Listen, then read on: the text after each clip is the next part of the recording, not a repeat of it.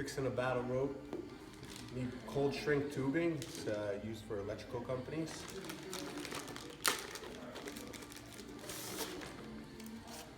Simple. It's got a plastic ring on the inside. What you want to do is you want to start to pull this out so that the end starts to come right till it gets to the edge of the rubber. And you put it onto the battle rope.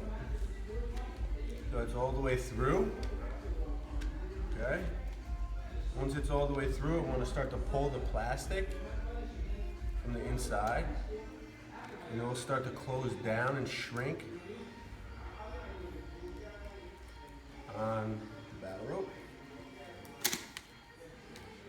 So see how it closed?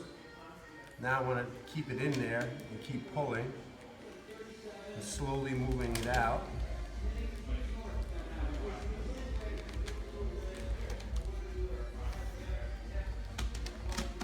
And it starts to close onto the battle rope.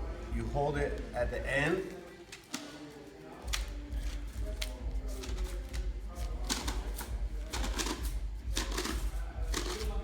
And as you can see, it starts to come off.